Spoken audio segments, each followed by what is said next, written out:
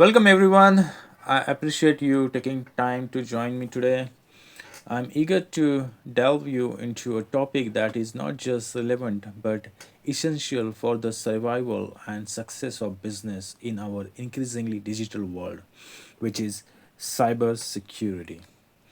In today's fast-paced and interconnected environment, the threats we face are more complex than ever. Organizations are constantly bombarded with cyber risk that can jeopardize sensitive information, disrupt vital information. Throughout this presentation, we will examine the multifaceted landscape of cybersecurity. We will look at the type of threats that business encounters, the significance of proactive defense strategies, and how we can cultivate a robust culture of cybersecurity within our teams. Introduction to cybersecurity. What is cybersecurity? In layman language, the securing your cyber. Cyber is nothing but your computer world, right? So, let's dive a little bit more. Like, what exactly is cybersecurity? In simple terms, it refers to the practice of protecting our system, network, and data from various types of attacks. Every day, business face numerous threats, including hackers trying to breach security measures, malware impacting systems, phishing attempts aimed at stealing sensitive information. Cybersecurity is our defense against all these threats. But it goes beyond just a technical protection. Cybersecurity plays a crucial role in safeguarding our corporate reputation. When a data breach occurs, it can damage the trust that customer and partners have in our organization. For instance, if customers feel their personal information is not secure, they are likely to take their business elsewhere. This loss of trust can be devastating and lead to significant finance losses. Additionally, effective cybersecurity protects our finances. A single cyber incident can result in hefty costs, including legal fees, fines, and recovery expenses.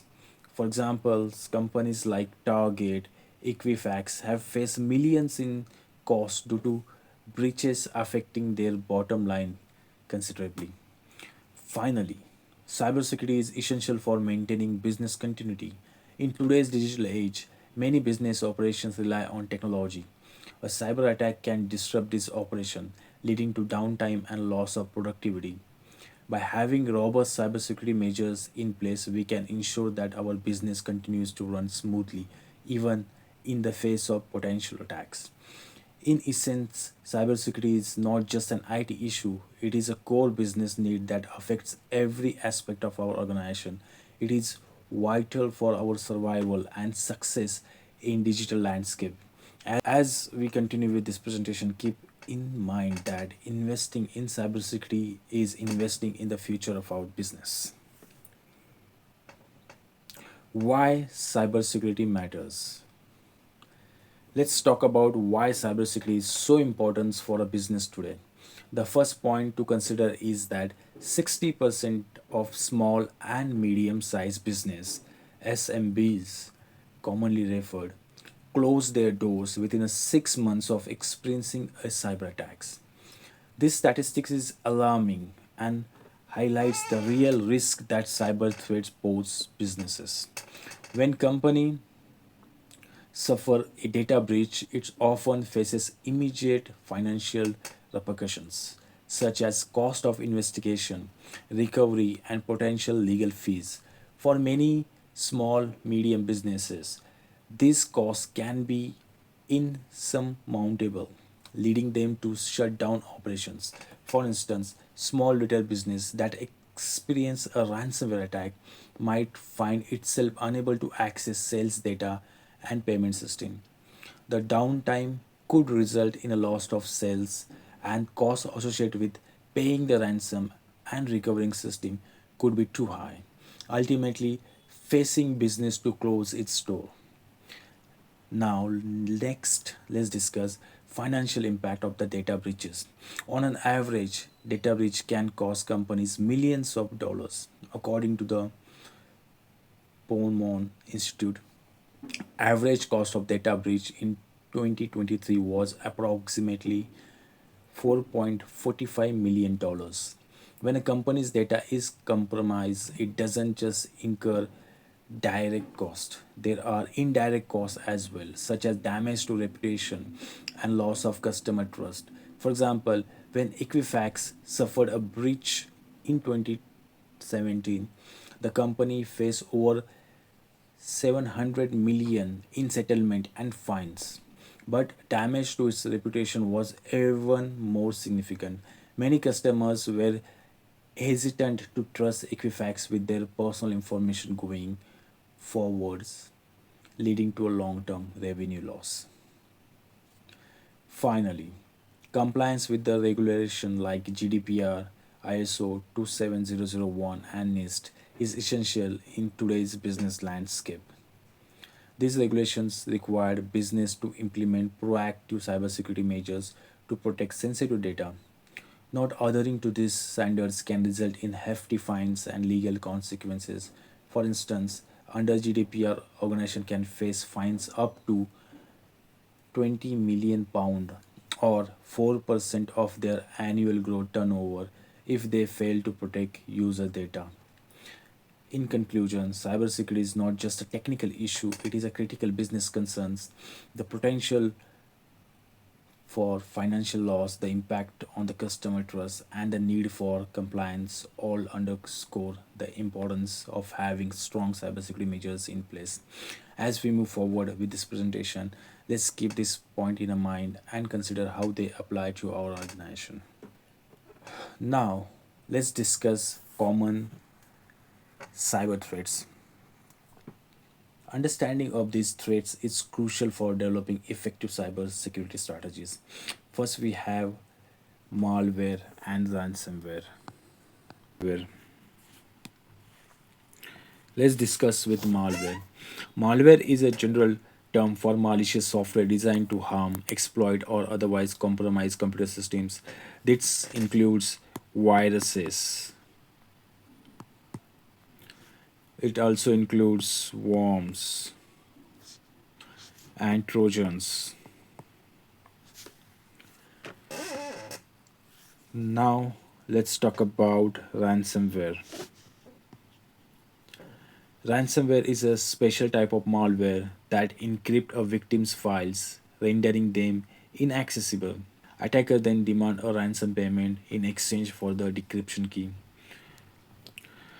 For example, the WannaCry ransomware attack in 2017 affected thousands of organizations worldwide, including the UK's National Health Service.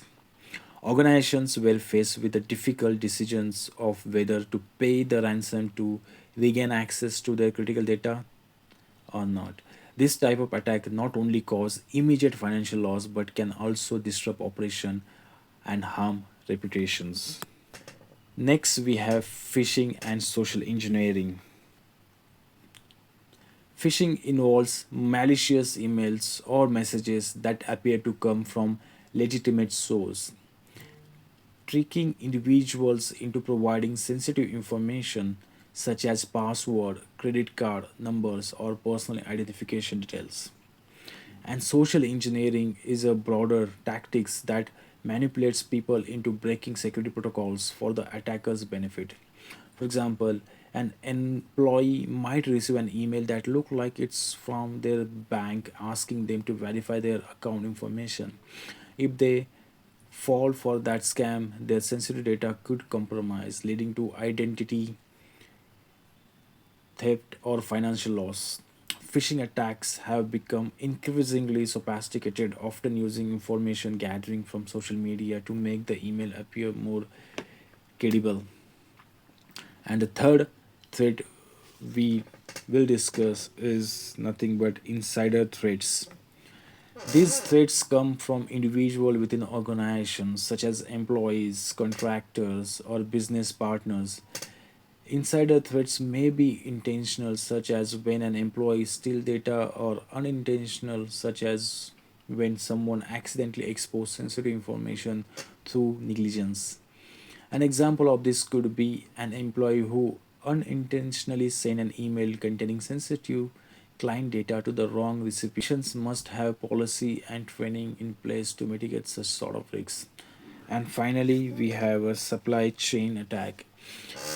In these attacks, cybercriminals targets third-party vendors or suppliers to compromise a larger organization. This can happen if a vendor's system is less secure, allowing attacker to gain access to primarily target through the vendor's network. A notable example in the SolarWinds attacks in 2020, where attacker infiltrated the company's software updates, affecting thousands of organizations, including U.S. government agency. In summary, these common cyber threats, malware and ransomware, phishing and social engineering, insider threats and supply chain attacks highlight the diverse landscape of risk that organizations must navigate. Understanding these threats in the first step is developing a robust defense against them. Now, let's move to the cyber attack life cycle. Now, let's delve into cyber attack life cycle. Understanding this life cycle is crucial for recognizing how attacks are planned and executed, which can help us improve our defense. Number one, reconnaissance. It also referred as recon. So this is the initial phase where attacker gather information about their targets. They may look for publicly available data such as employee names, email address, and network configurations. Attacker often use social engineering techniques to collect this information. For example, in 2013 Target breach, attacker conducted a recon by compromising a third-party vendor to learn about target network and security systems. Next is weaponization. After gathering the necessary information, attacker create a malicious payload. This could be a piece of malware or phishing email designed to exploit vulnerability identified during the recon. Example, attacker might develop a malicious PDF file that exploit a known vulnerability in Adobe Reader, preparing to deliver it to the target. The next one is delivery. This phase involves sending the weaponized payload to the target. Delivery method can include email attachment, compromised website, or physical media like USB drive. Examples are like in the case of the WannaCry ransomware attack, the malware was delivered through phishing email and exploited vulnerability in unpatched Windows system. The next one is exploitation. Once the payload is delivered and the target open the malicious file or interact with the malicious link, the attack is executed. Vulnerabilities in the systems are exploited to gain unauthorized action. For example, when an employee opens a phishing email attachment while malware executes, allowing attacker to bypass security measures. The next one is installation. After exploiting the target, the attacker install the malware on system. This allows them to maintain access to the network and potential move laterally to other systems. Example, in the case of the SolarWinds attack, hacker install a backdoor access through updates, allowing them to maintain foothold in the network. Next one is command and control. In this stage, the attacker establishes a communication channel with the compromised system. This allows them to send commands and receive data from the infected system. Example, once inside a network, attacker may use C2 server to infiltrate sensitive data or issue commands to other compromised system. The last one is actions on objectives. Finally, attacker carry out their objective, which could include data theft, ransomware deployment, or disruption of services. This is the phase where the impact of the attack is felt. Example, in the Colonial Pipeline ransomware attack, the attacker encrypted critical data and demanded a ransom, causing significant disruption to fuel suppliers on east coast of the United States. In summary, the cyber attack life cycle consists of distinct stages that attacker follows to successfully compromise a target. Understanding these stages help us recognize how attacks unfold and inform our strategy for prevention and response.